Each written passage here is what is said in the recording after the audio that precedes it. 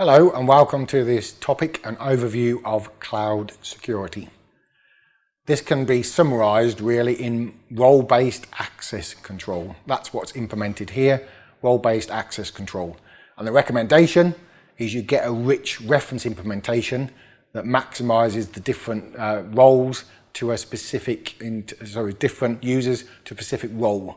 And if you want an easy life, that's what you use. You use this predefined reference roles rather than creating your own. So in the role-based access control, you've got this simple expression, who can do what on which set of data. So the who is the user. So that's whether you're a tax accountant, a tax auditor, in terms of a transaction processor, that's who, the person. The what, this is driven by our functional security.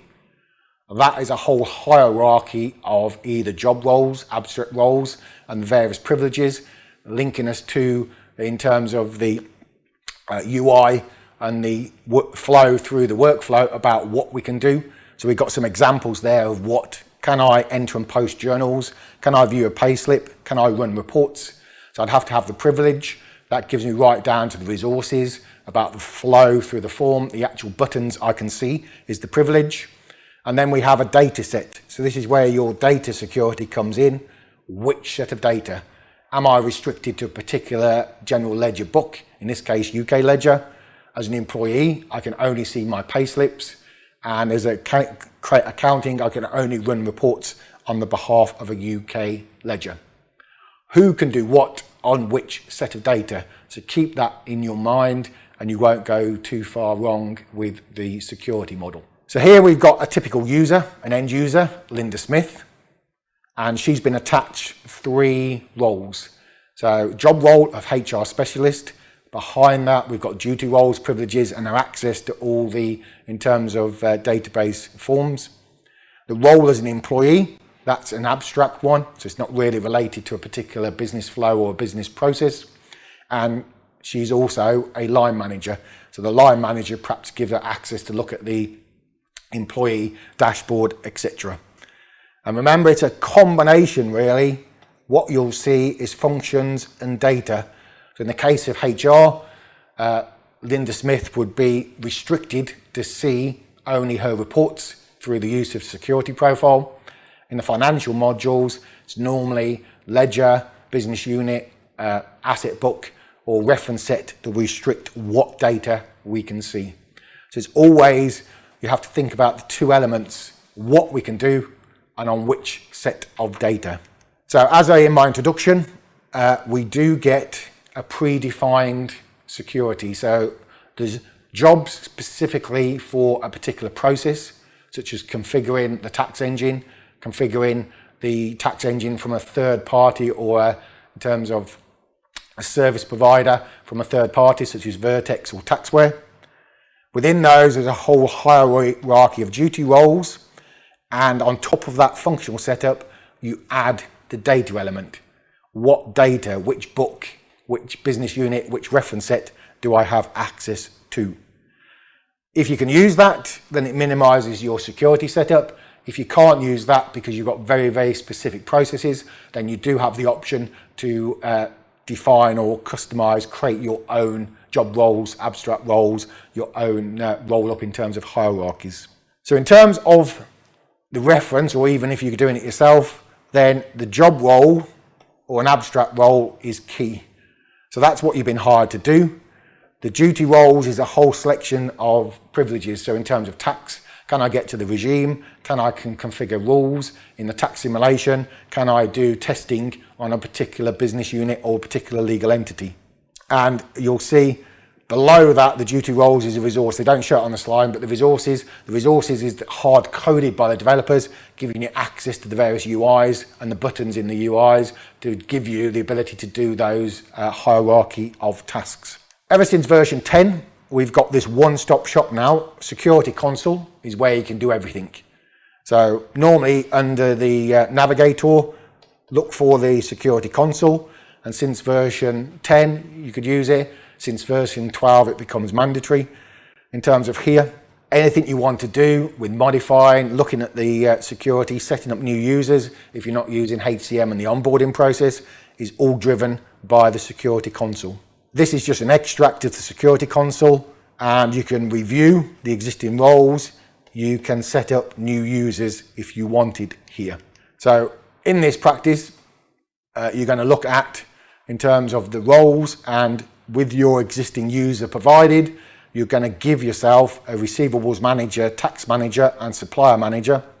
You're also going to make sure in terms of the data access that for later exercises you've got access to the UK business model. Now let me just in terms of remember I talked earlier about the ability in docs.oracle.com, one place stop to get all the documentation. You could either use application and help to get you to the same place. Here I've pulled in a notice down the bottom. So this is the very, very latest in terms of security reference. And notice we've got various 4 tax roles. So the tax manager, our starting point would be the tax manager, and you'll see here defines the tax policies and is efficient for all tax configuration. And this is targeted for a role that's setting up the regime and taxes. Now, if we look at the tax specialist job is to look at those variable entities.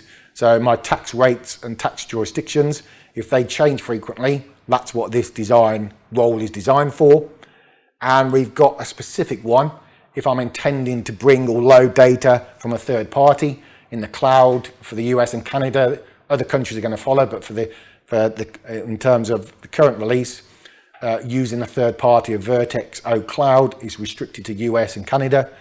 And then you might give a user the tax administrator role to give you access to those in terms of, so give you access to specific tasks, i.e. duty roles, which will give you privilege and resources to pull in and load data from a third party, particularly say in terms of tax content setup, such as geographies, rates, etc. So first starting point is perhaps to have a look at those 4 roles and the difference. And on each of these, if you scroll down, it starts to list all the duties that's under those roles.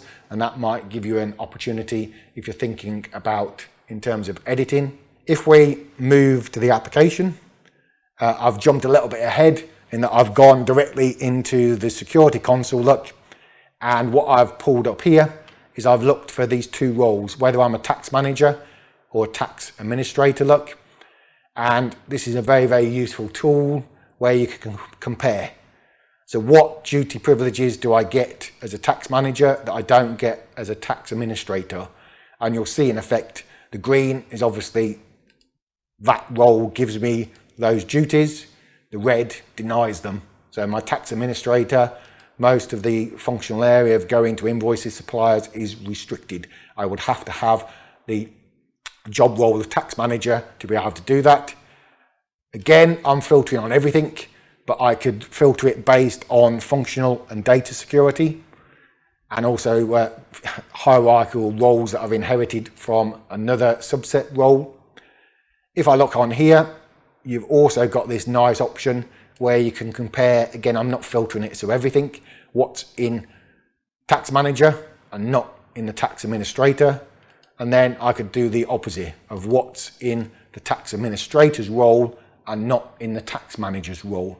So in this role-based access, based on the roles that are attached to the user, that will limit you to who, normally the user, can do what on which set of data. So here, this is what's restricting you to what you can do. You'll have another set that we'll see in terms of practices, where we'll give a data set based on a business unit and reference set, and that will control what you can do. So if you want to have a look at the tax specialist on the environment, you could go ahead and do so. And if we look at the user, and I'm currently in terms of logged on as FOS 02 in terms of student. And if I search here, this will show us, once I zoom in to the hyperlink with this student, all the roles that are attached.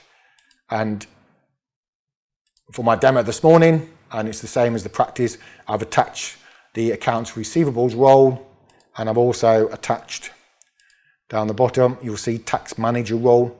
So I've attached those to the user to give me sufficient access to do what. There's a further step where I'll have to configure the data set to tell the system which business unit, which reference set I will have access to. So that concludes this short overview of the security model. Remember that role-based access control and the expression who can do what on which set of data.